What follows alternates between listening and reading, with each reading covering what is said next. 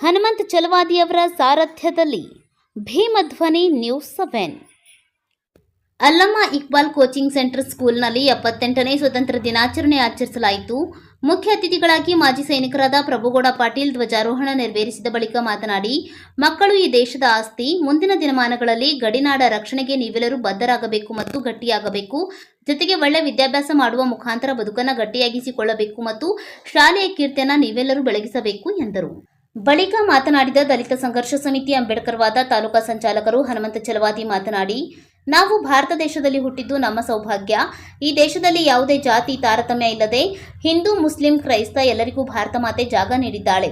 ಮುಂದೆಯೂ ಕೂಡ ಮಕ್ಕಳು ನಾನು ಹೆಚ್ಚು ನೀನು ಕಡಿಮೆ ಮತ್ತು ನನ್ನ ಧರ್ಮ ಬೇರೆ ನಿನ್ನ ಧರ್ಮ ಬೇರೆ ಎಂದು ಕಿತ್ತಾಡುವಂತಹ ಮನೋವೃತ್ತಿಯನ್ನ ಯಾರು ಬೆಳೆಸಿಕೊಳ್ಳಬಾರದು ಮತ್ತು ನೀವು ಚೆನ್ನಾಗಿ ಓದಿಕೊಂಡು ಒಳ್ಳೆಯ ಹುದ್ದೆಗಳನ್ನು ಪಡೆದುಕೊಂಡರೆ ಕಲಿಸಿದ ಶಾಲೆಗೂ ಮತ್ತು ಗುರುಗಳಿಗೂ ಒಂದು ಕೀರ್ತಿಯನ್ನ ತಂದುಕೊಟ್ಟಂತಾಗುತ್ತದೆ.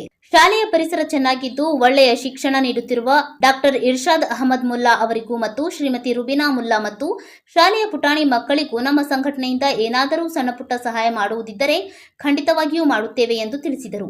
ಈ ಸಂದರ್ಭದಲ್ಲಿ ಅಲ್ಲಮಾ ಇಕ್ಬಾಲ್ ಕೋಚಿಂಗ್ ಮುಖ್ಯಸ್ಥರು ಡಾಕ್ಟರ್ ಇರ್ಷಾದ್ ಅಹಮದ್ ಮುಲ್ಲಾ, ಮುಖ್ಯ ಗುರುಗಳು ಶ್ರೀಮತಿ ರುಬಿನಾ ಮುಲ್ಲಾ, ಮಾಜಿ ಸೈನಿಕರಾದ ಪ್ರಭುಗೌಡ ಪಾಟೀಲ್, ಎಸ್ಎ ಇಟಗಿ, ಕೆಕೆ ಮುಲ್ಲಾ, ಮಹಮ್ಮದ್ ಕೋಲ್ಕಾರ್, ಶ್ರೀಮತಿ ಫಕೀರ್ ಬಿ ಕೋಲ್ಕಾರ್ ಅನೇಕರು ಭಾಗವಹಿಸಿದ್ದರು. ಭೀಮಧ್ವನಿ ನ್ಯೂಸ್ 7.